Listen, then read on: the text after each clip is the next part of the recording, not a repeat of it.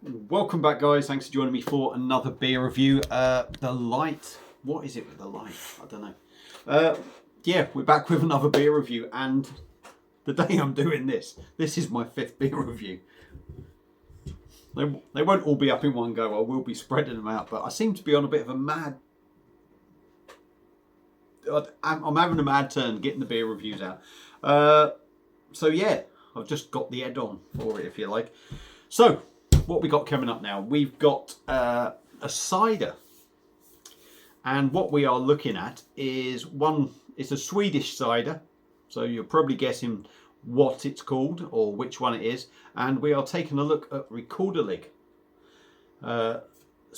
premium Swedish cider, and this is their mango and raspberry cider. It's coming in at 4% ABV.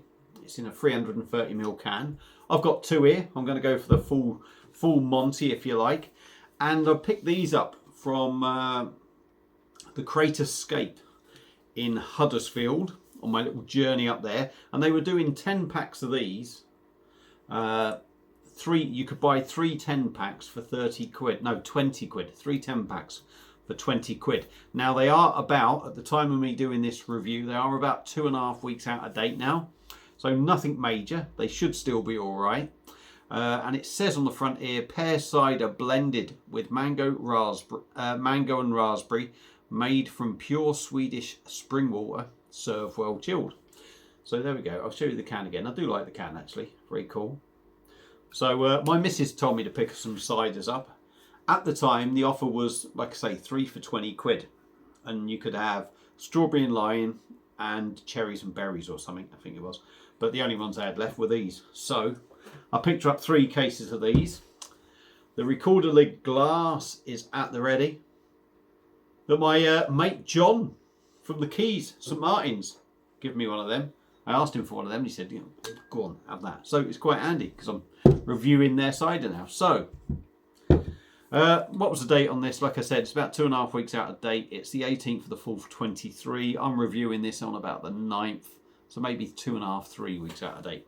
But yeah, so let's get it cracked open, or get them cracked open, get them into the glass and see what we get.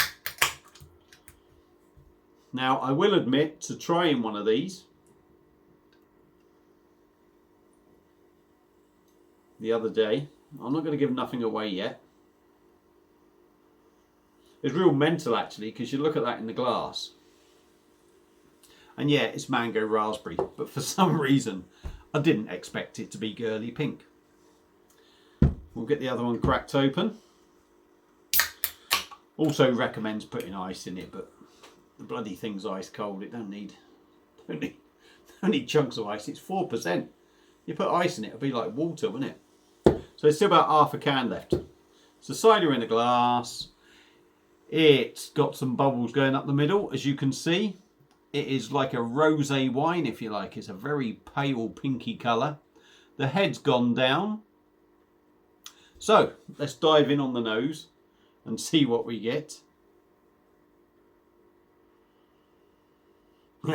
And like the other day when I tried it, it stinks. It stinks for some reason.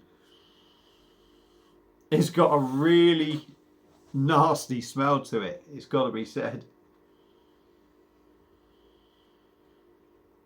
It's almost got stagnant water sort of smell. There's a hint of fruitiness, but there's almost a stagnant water smell on it. Anyway, I'll tell you what, if you sniffed it, if you weren't brave enough to drink it and you're just one of these people that sniffs it and said, no fucking hell no, I'm not doing that, this would be one of them. But I'm not. So we are going to dive in on Rekorderlig Swedish cider, mango and raspberry. Well, it's pear cider with mango and raspberry. Let's dive in. 4%. Cheers.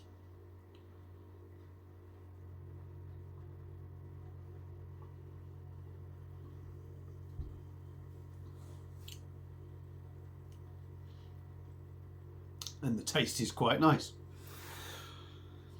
I have no idea why this smells like it does, because it smells fucking rank, to be honest. It's got a real it's got a bit of a rancid smell to it, but taste wise it's all right. But let's get going.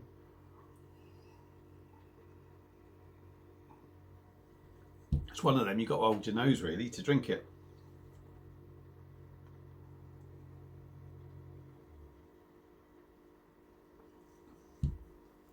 It's quite light in the mouth, as you'd expect. It's a cider. It's not a big sticky cider, although there is a sticky edge to it. It's quite light. I wouldn't say it's watery. It's well carbonated, what you expect to get from a cider, or what most ciders are like. It will fill you up with gas.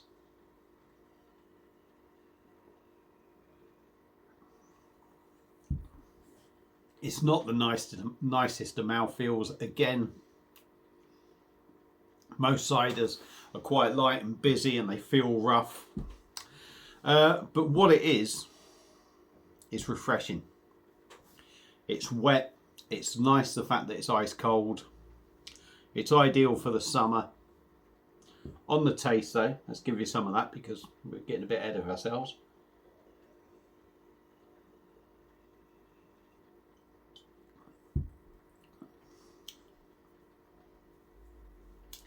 It's a little bit different.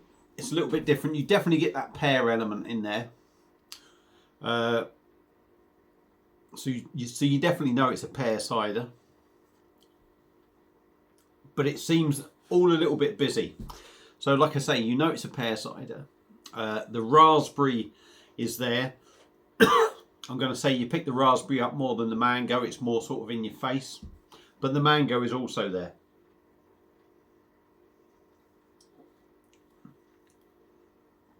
I'm actually going to say you get the raspberry sort of first. The pear comes in slightly after. And then the mango sort of like on the back end.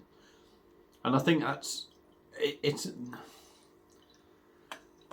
I think the pear is sort of bullied by the raspberry because the raspberry can be quite a sort of powerful flavour. I think the pear is sort of coming behind after because the drink is basically pear, if you like. And then that mango thing is probably the weaker one out of the three, which is just kind of lingering in the background. Pardon me. It is gassy. It is going to fill you up with gas.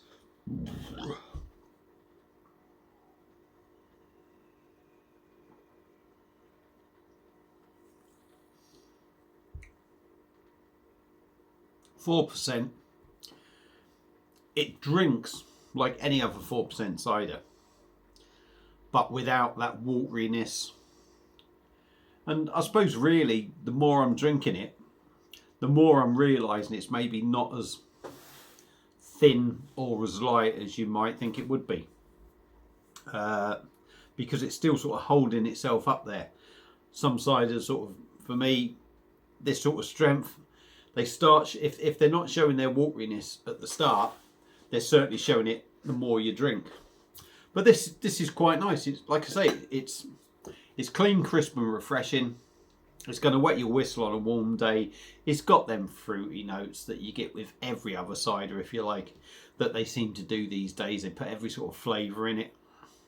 4%. Like I say, no alcohol there. It just drinks as it drinks.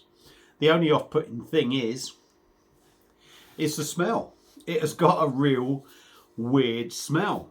And I'm not sure if that is literally just because it's past its best date, or whether it's just a real funky smelling cider.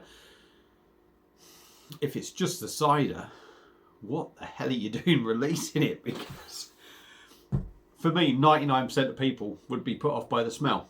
But Rekorderlig cider, pear cider with mango and raspberry. What do I think of it? Let's ignore the smell. Yeah, it's another fruity cider. It's nice enough. It's certainly not the worst sort of cider out there, fruit cider.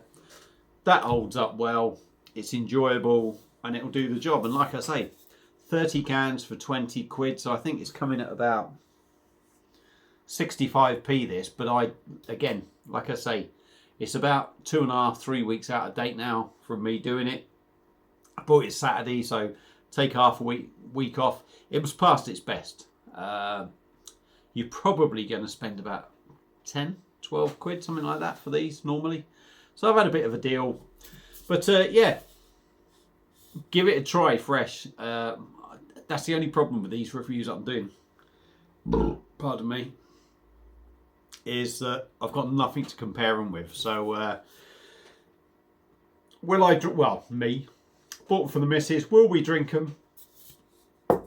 Unless they take a massive turn for the worse, we will carry on drinking them and get through them.